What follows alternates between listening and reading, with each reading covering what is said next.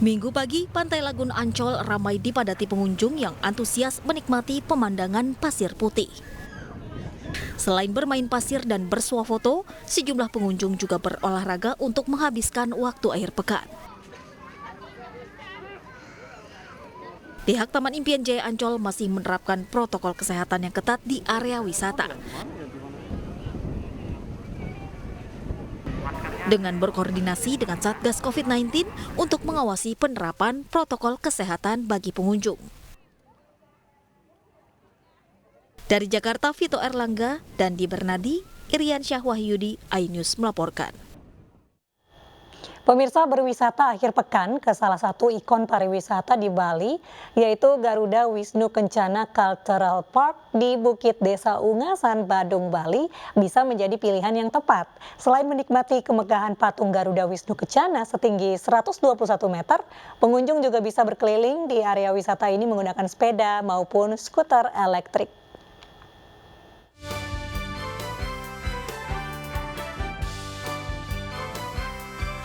Patung Garuda Wisnu Kencana Cultural Park di Bukit Desa Ungasan, Kuta Selatan, Badung, Bali masih menjadi destinasi wisata favorit di Bali.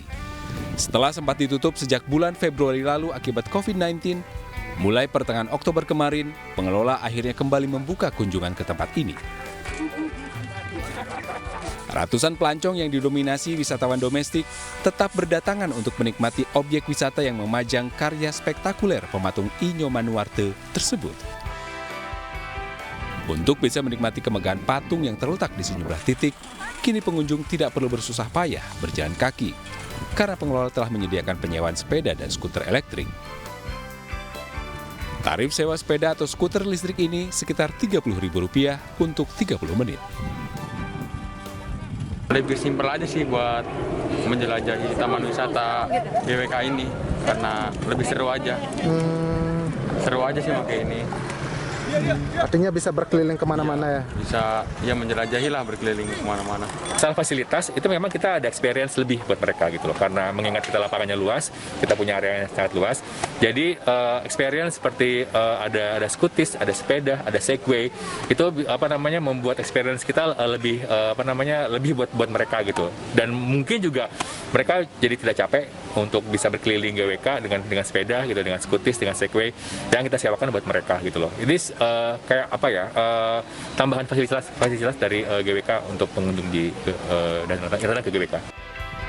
Untuk menarik kunjungan wisatawan, pengelola GWK Cultural Park juga menawarkan promo menarik dengan harga tiket masuk yang cukup bervariasi, mulai dari Rp50.000 per orang.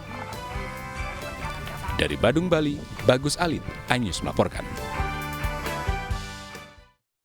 Beralih ke informasi, Front Ganjar Pranowo Puan (FGPP) menggelar deklarasi di sebuah pondok pesantren di Bogor, Jawa Barat.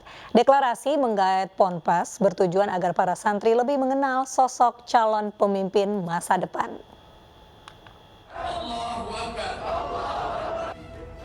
Pesta demokrasi masih 3 tahun lagi, namun sejumlah pihak mulai mencuri start untuk melakukan kampanye.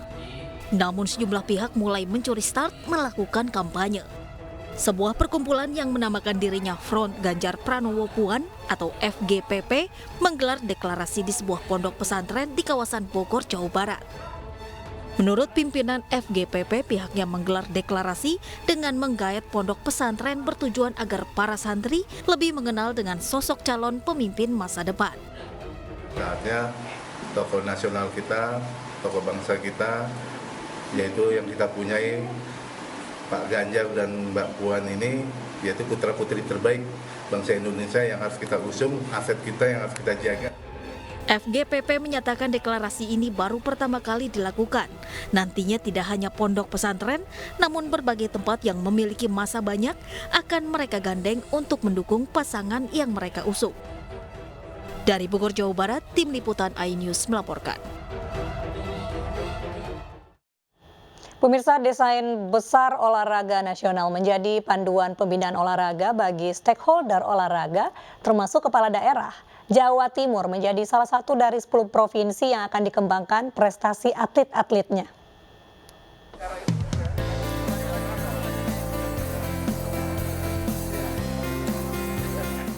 Jawa Timur dikenal sebagai provinsi yang mampu mencetak atlet berprestasi di tingkat nasional maupun internasional. Karenanya Jawa Timur merupakan satu dari 10 provinsi yang akan menjadi sentra pengembangan pembinaan olahraga nasional. Bibit-bibit atlet terbaik akan diambil dari Provinsi Jawa Timur. Hal ini disampaikan Menteri Pemuda dan Olahraga Zainuddin Amali saat mensosialisasikan Peraturan Presiden Nomor 68 Tahun 2021 tentang Desain Besar Olahraga Nasional (DBON) di Surabaya yang dihadiri Gubernur Jawa Timur Hovifah Indar Parawansa. Kepala daerah dan stakeholder olahraga bisa mengacu pada peraturan presiden ini untuk mengembangkan prestasi atlet-atletnya. Ini kita sosialisasikan kepada pemerintah, provinsi, kabupaten, dan kota, dan induk cabang olahraga yang ada di provinsi. Kita berkeliling ke beberapa tempat. Nah, kenapa di Jawa Timur? Karena Jawa Timur ini merupakan satu dari 10 sentra yang akan dikembangkan untuk pembinaan olahraga.